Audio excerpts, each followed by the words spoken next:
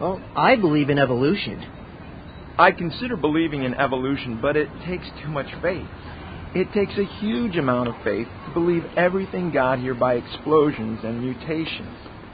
To believe that a big explosion in outer space created all of this is like believing that an explosion in a steel mill created the Sears Tower. The Bible makes it clear how everything got here.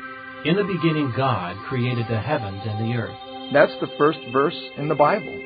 But haven't scientists found fossils to prove we came from apes? If man slowly evolved from apes, then the fossils should certainly reveal these transitional forms. Yet Charles Darwin himself wondered if innumerable transitional forms must have existed, why do we not find them embedded in countless numbers in the crust of the earth? Evolutionists are so frustrated with their inability to find any fossils to support evolution that now they claim that the missing link fossils that would have proved evolution must all be at the bottom of the ocean. I'd have to really go off the deep end to believe that. G.K. Chesterton said, "The evolutionists seem to know everything about the missing link except that it is missing." It's not just the missing link that cannot be found. The whole chain is missing. But evolutionists have not been willing to say uncle or monkey's uncle. Instead, sometimes they have even stooped to fraud to boost their beliefs. For example, you've probably heard of Peking Man and Java Man. But did you know these supposed ape men were proved later to be frauds? They were created to fill in the missing links between men and monkeys. A plaster of Paris skull fragments of Peking Man was proved to be from apes hunted and killed by men. Java Man was the deceitful creation of Dr. Eugene Du Bois. He combined a human leg bone, a human tooth, 2 orangutan teeth, and the skull cap of a large ape to produce this fraud. But what about Neanderthal Man? When scientists learned that this fully human man had conducted religious ceremonies and buried his dead, the myth of this ape man should have disappeared forever. Yet you'll still find some books and programs promoting such myths. Why? The alternative belief that God made man is still not a welcome alternative. Some people would rather make up myths than admit that there is a God to whom they must give an account. Doesn't science prove evolution? Actually, science disproves evolution. Evolution is not really a branch of science. You have to go out on a limb to believe it because it is only a recent theory, wholly lacking needed scientific evidence. Advances in science only saw away more and more at this weak limb of evolution. Many scientists have wisely abandoned evolution. Others seem desperate to support this unsupportable theory, reaching to the outer limits. They claim that life came to planet Earth through a meteor. And that's a hot new view. Really hot. Meteors entering Earth's atmosphere are incredibly hot, so they would fry any supposed life on them. And their impact destroys all life around. Other evolutionists now want us to believe that space aliens came and left space garbage, which contained some microbial life from which all other life forms evolved. Oh, really? Yet even these wild speculations do not explain where such outer space life originated. Either nothing made everything, or someone made everything.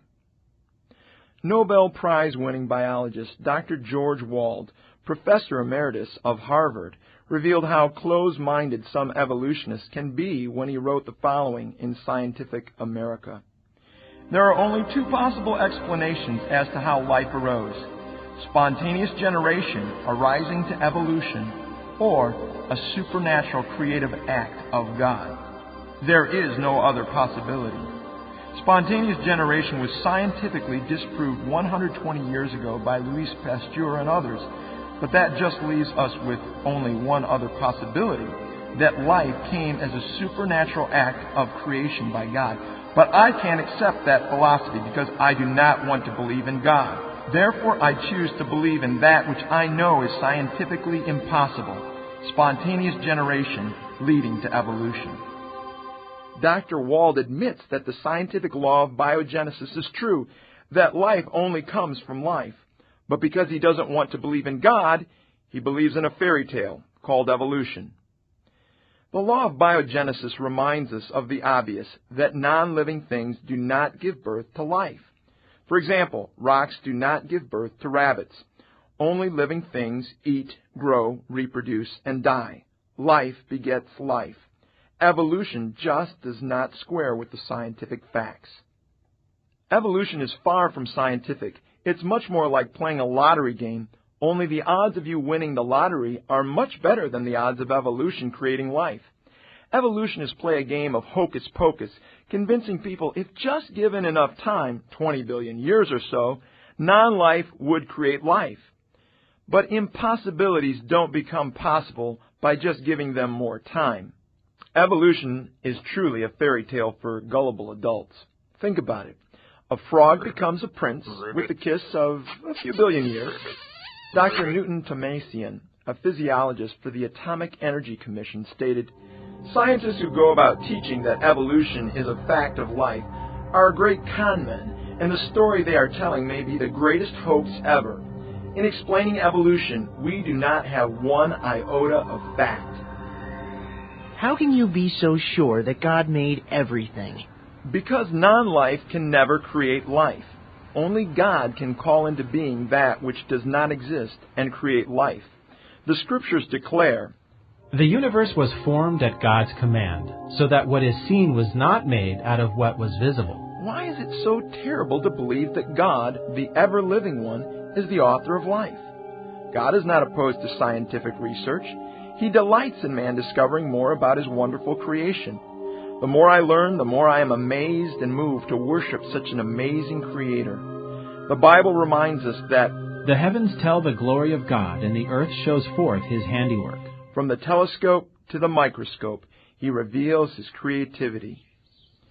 When I go to the Brookfield Zoo or the Oceanarium, I'm wonderfully reminded what a creative designer there must be to make such a variety of creatures.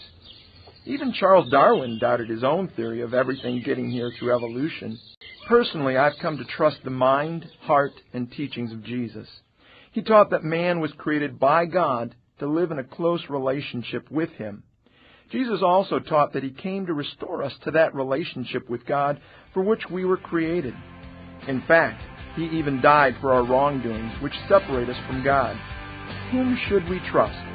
The mind of Darwin or the mind of Christ? Considering the credentials and claims of Jesus, wouldn't it be foolish to ignore Him when deciding in what to put our faith? Remember, God made you because He loves you and wants a personal friendship with you.